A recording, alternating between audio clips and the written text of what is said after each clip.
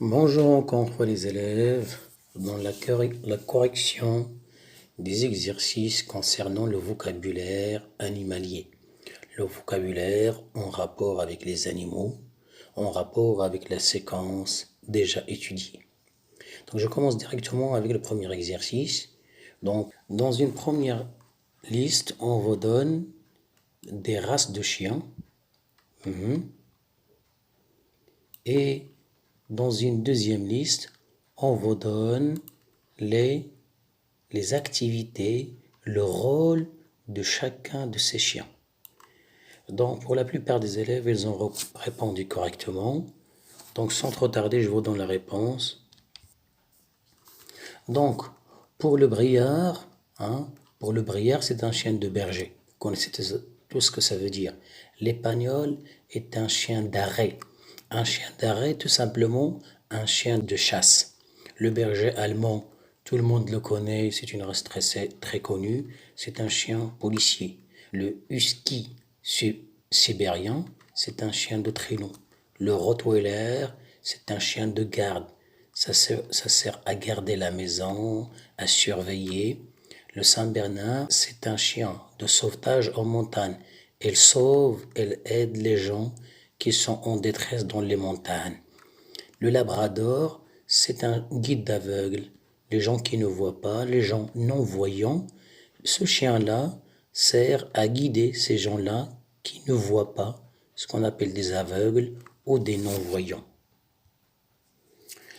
On passe maintenant à l'exercice numéro 10. C'est l'exercice qui a posé le plus de problèmes pour certains élèves. Plusieurs réponses montrent que les élèves n'ont pas compris la consigne. Il y a des élèves qui ont bien répondu, mais la plupart n'ont pas compris la consigne. Alors, qu'est-ce qu'on vous demande ici? On vous demande de trouver des expressions qui contiennent le mot « loup » et ces expressions que vous devez trouver ont le même sens que ces expressions-là. Par exemple, A. Que quelqu'un a très faim. On peut dire quelqu'un a très faim. On peut le dire en utilisant une expression qui contient le mot loup. Même chose pour les autres expressions. Que quelqu'un tombe dans un piège, qu'il fait très froid. Ces expressions, je peux les remplacer par une expression qui contient le mot loup. Les voici les réponses. Quand quelqu'un a très faim, on peut dire il a une faim de loup. Je peux dire cette personne est très connue. Je peux dire simplement il est connu comme le loup blanc. Au lieu de dire elle est tombée dans un piège, je peux dire elle est tombée dans la gueule du loup, dans la bouche. Pour les animaux, on dit gueule pour certains élèves. Elle fait très froid.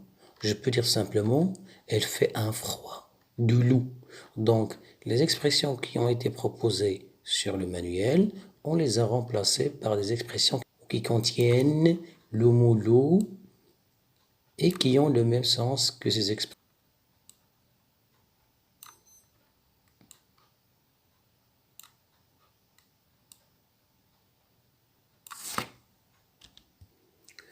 Le 14e exercice est plus ou moins l'exercice le plus facile. On vous a donné des animaux et il écrit.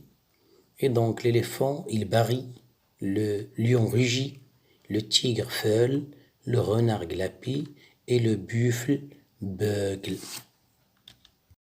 Nous voici l'exercice numéro 17, la morphologie animale. Tout simplement le corps de l'animal. Et donc, cet exercice contient des grilles qu'il faut remplir avec des lettres pour trouver des parties du corps du lion. D'accord? Et une fois qu'on a trouvé tous les mots, il y a des cases, ces cases jaunes. Les lettres qu'on va trouver dans ces cases jaunes vont nous donner un mot caché. Comme l'on dit ici, le mot caché, on va le trouver on va le former à partir des lettres que contiennent ces cases jaunes. Bien sûr, Pour pouvoir remplir et compléter ces grilles, il faut prendre en considération les informations données ici, en bas de ces grilles. Par exemple, le 1, robe d'un mammifère. Le 2, ça veut dire la grille 2, le museau du chien. Donc il faut bien comprendre ces expressions-là pour pouvoir compléter ici les grilles.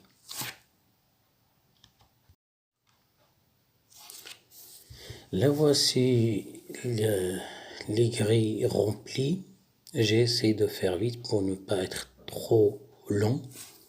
D'accord? Le 1, c'est le pelage, c'est la robe de l'animal. Le 2, c'est le museau. On appelle ça, là, la truffe. Ça désigne le museau de certains animaux, comme le lion. Le 3, c'est la queue. Hein? Le 4, c'est l'échine, ça veut dire le dos de l'animal. Hein? Le 5, c'est les griffes. Le 6, c'est le museau. Le 7, c'est la patte. Le 8, c'est le mufle, ça aussi en rapport avec le museau de l'animal. Le 9, c'est les flancs, ou le flanc, c'est le côté du corps d'un animal. Le 10, ce sont les babines, ou si vous voulez, les lèvres de l'animal. On a déjà vu ce mot-là plusieurs fois. Et le 11, c'est la crinière, c'est ces poils ou ce poil qui entoure le cou du lion. Alors, si on prend les lettres dans ces cases-là qui sont cachées, parce qu'ils vont nous donner un mot caché, donc on les a cachés. Donc on a ici A, on a ici R, on a ici E, on a ici G, et on a un F, et on a un I. Si on rassemble ces mots-là, ou ces lettres-là, pardon, si on rassemble ces lettres, ça va nous donner le mot girafe.